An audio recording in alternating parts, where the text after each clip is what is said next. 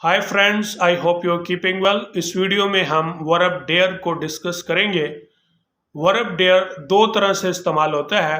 Verb dare orderly verb के तौर पे भी इस्तेमाल होता है और वर्ब डेयर एक्सलरी वर्ब के तौर पे भी इस्तेमाल होता है।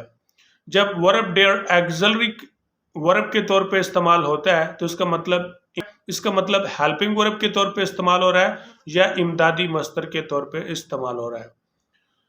तो जब वर्ब डेयर को ऑर्डरली वर्ब के तौर पे इस्तेमाल करते हैं तो इसका मतलब होता है चैलेंज, यानी चैलेंज करना, किसी को चुनौती देना। और फिर इसका वर्ब टेबल जो है वो इस तरह से होगा: dare, it dares, dared, dared, daring. और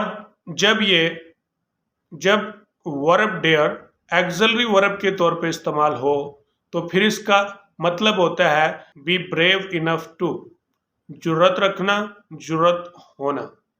और फिर इसका जो वर्ब टेबल होगा वो इस तरह से होगा: dare, it dare, dared, dared, dairying.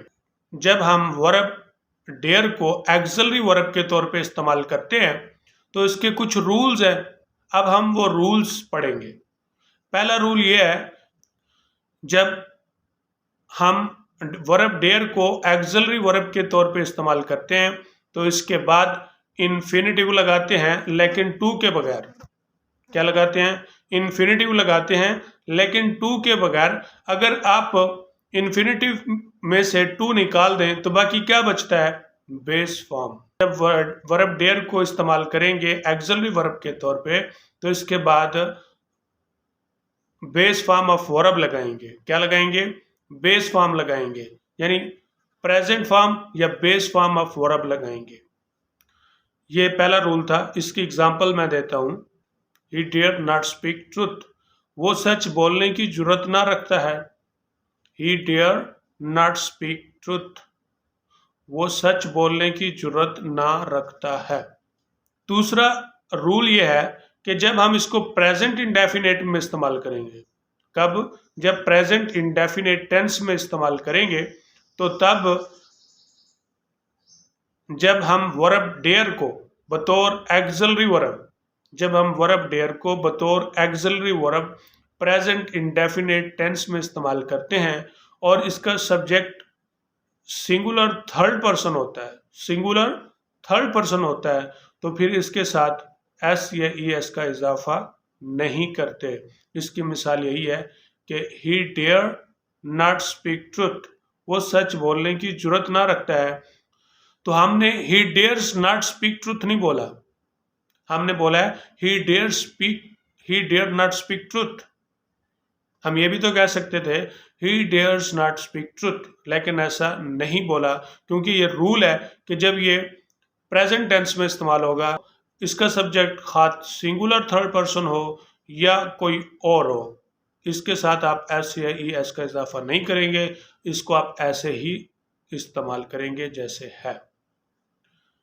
तीसरा रूल ये है कि जब ये वर्ब डेयर एक्सलरी वर्ब के तौर पे इस्तेमाल हो लेकिन इसको डू के साथ कॉन्जुगेटेड कर दिया जाए, यानी उसके साथ मिला दिया जाए, उसके साथ मिला के इस्तेमाल किया जाए, तो तब इसके बाद आप इन्फिनिटिव लगा सकते हैं।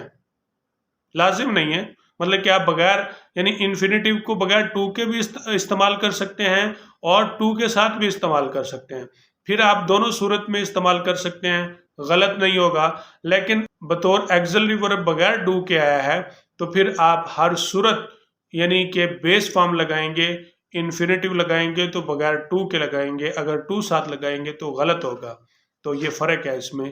तो इसलिए रूल नंबर 3 ये है कि जब ये डू के साथ मिलकर आएगा तो फिर इसके बाद आप ये इन्फिनिटिव लगा सकते हैं और इन्फिनिटिव टू के बगैर भी लगा सकते हैं और टू समेत भी लगा सकते हैं।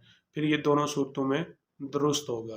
तो ये इसके रूल्स थे जो आपने देखे हैं। अगर अब हम देखते हैं पास्ट पेपर्स जहां पर डेयर एक्सलरी वर्ब इस्तेमाल हुआ और उसमें कोई गलती है कि नहीं। जी, एक सेंटेंस है, he dares not speak against me. He dares not speak against me, वो मेरे खिलाफ बोलने की जरूरत ना रखता है। तो आपने देखा कि इसमें क्या मिस्टेक है जी, इसमें यही मिस्टेक है कि डेयर के साथ एस लगाया गया है, जो कि नहीं आएगा।